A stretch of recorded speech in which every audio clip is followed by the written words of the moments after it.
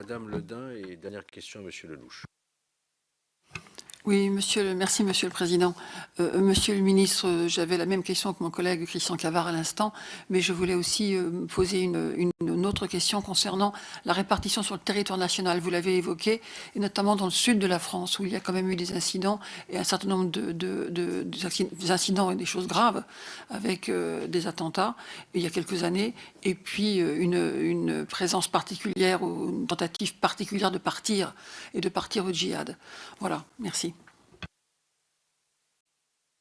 Voilà, Monsieur le Ministre, si vous voulez répondre et peut-être dire un mot de conclusion, parce que ça intéresse évidemment tous les Français sur la question de la sécurité des fan zones. Bien, Monsieur le Président, plusieurs questions. Tout d'abord, pour ce qui concerne le niveau de la menace. Le niveau de la menace reste extrêmement élevé. Il reste extrêmement élevé compte tenu du nombre de nos ressortissants qui sont de près ou de loin concernés par les activités des groupes terroristes en Irak et en Syrie, soit qu'ils s'y sont rendus. 2000 de nos ressortissants sont concernés et 1000 s'y sont rendus. Et ils sont morts, certains sont revenus.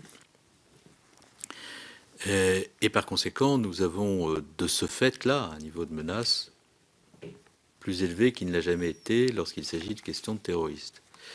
Le niveau de menace est également extrêmement élevé parce que ceux qui cherchent à nous frapper utilisent des moyens de dissimulation permis par la technologie qui a conduit les gouvernements de l'Union européenne à adapter les moyens des services de renseignement, mais complique aussi, il faut le dire, considérablement le travail de ces services. L'utilisation de faux documents, l'utilisation de moyens cryptés, la dissimulation par le chiffrement des échanges et des conversations en vue de la commission d'actes terroristes, l'utilisation de multiples puces téléphoniques en vue d'échanger, prépayer, la possibilité aussi d'utiliser Internet pour diffuser de la propagande qui impacte les esprits et qui est une propagande bien faite.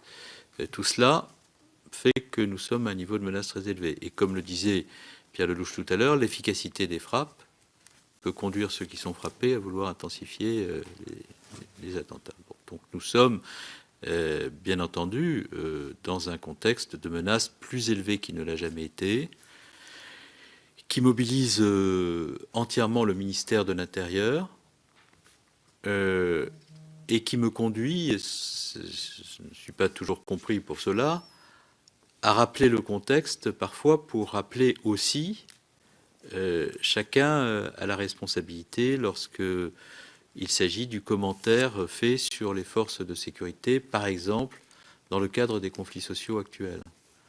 Moi, je souhaite que les forces de sécurité soient irréprochables.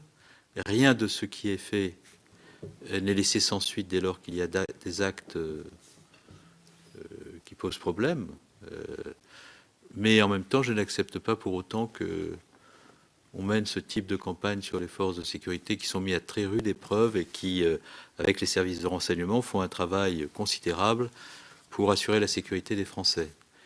Et il faut bien savoir que ce sont les mêmes forces qui protègent les édifices publics des menaces terroristes, qui parfois sont dans le maintien de l'ordre, parce que nous faisons avec des effectifs qui ne sont pas extensibles à l'infini et qui sont soumis à énormément de sollicitations. Et donc je veux redire aussi, au moment où je conclue mon intervention devant vous, le fait que dans le contexte, j'essaierai toujours de faire prévaloir les principes de sagesse et de responsabilité sur l'outrance, qui me conduit à être extrêmement rigoureux sur chaque sujet. S'il y a des manquements parmi les forces de sécurité, il faut prendre toutes les dispositions et nous les prenons. L'IGPN fait un travail considérable, mais les manquements de quelques-uns ne peuvent pas conduire à des campagnes mettant en cause la réputation de tous les autres qui sont en première ligne et qui font un travail considérable, parce que c'est très injuste d'une part et tout à fait irresponsable de faire cela. Je le redis solennellement devant votre commission. Et là aussi, la vérité doit conduire à convoquer d'autres arguments et à développer d'autres discours. Donc, niveau de menace extrêmement élevé. Il y a l'euro qui se profile. Je réponds à la question immédiatement du président Fenech. Si, sous prétexte que la menace est élevée, nous cédons à la menace en cessant d'être nous-mêmes, alors nous organisons la victoire des terroristes.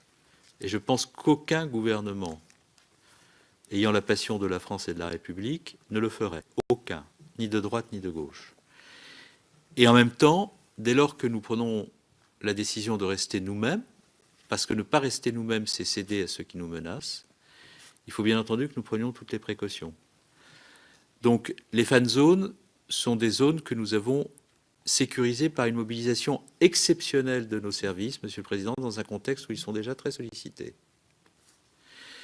Et qui implique un dialogue responsable avec chaque maire de chaque ville et l'ensemble des maires regroupés dans une association présidée par Alain Juppé. Je crois que je dois venir devant la commission des lois avec lui pour dire les dispositions que nous avons prises en vue de la sécurisation de l'Euro 2016. Sachez qu'il y aura un niveau de force significatif mobilisé, près de 90 000, incluant d'ailleurs les agents de sécurité privée, que les clauses contractuelles sur lesquelles la France est engagée en 2009 sont scrupuleusement respectées par nous et qu'ils sont rehaussés, ces engagements contractuels et internationaux de la France face aux instances du football, des précautions supplémentaires que nous avons prises compte tenu du contexte de menaces. Et j'aurai l'occasion de m'exprimer devant la commission des lois pour détailler la répartition de ces 90 000 forces, la répartition entre les unités de force mobile et le reste de la sécurité publique, la répartition entre sécurité publique et sécurité privée, la répartition des compétences entre les stades, les fan zones et le reste des espaces où là il y a une compétence spécifique de chaque organisation et de chaque structure. Pour les agents de sécurité privée, notamment pour l'Euro, de nombreuses précautions sont prises. Je dirais même des 100% de précautions, de manière à bien veiller à l'efficacité du dispositif et à son non-contournement. C'est la garantie de l'efficacité de ce que nous faisons. Ce qui a encore une fois là mobilisé beaucoup de moyens et beaucoup de services au sein du ministère de l'Intérieur. Madame Le Dain, vous me posez la question de savoir dans le Sud comment les forces sont réparties. Je vous propose de vous remettre, ainsi qu'au président rapporteur, cette carte qui est extrêmement précise sur la répartition des forces sur l'ensemble du territoire national. Vous aurez une réponse ici extrêmement détaillée. Enfin, la question de Pierre Lelouch, la dernière question de Pierre Lelouch, concernait mon ministère et son organisation. Je pense que l'efficacité de ce que nous faisons en termes de lutte antiterroriste dépend de la capacité dans laquelle nous serons de faire en sorte que le ministère de l'Intérieur soit le ministère de la Sécurité, mais aussi le ministère de l'État. Et quand je dis le ministère de l'État, c'est le ministère de l'organisation territoriale de l'État et de ceux qui exercent une autorité sur elle dans les territoires, et par conséquent le ministère des préfets.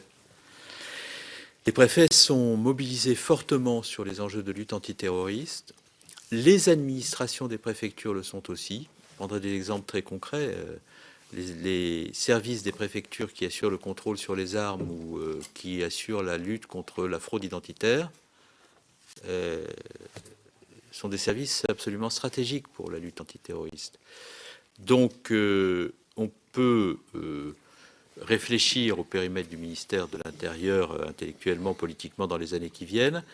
Mais si on me demande mon avis quand j'aurai quitté ces fonctions, je préconiserai surtout que le ministère de l'Intérieur ne soit pas simplement le ministère de la Sécurité, qu'il soit le ministère de l'État, incluant la dimension sécurité des missions du ministère de l'Intérieur. Parce que l'articulation entre Beauvau et les préfets et les territoires et l'administration territoriale est déterminante pour réussir la lutte antiterroriste, y compris en matière d'intervention de la sécurité civile.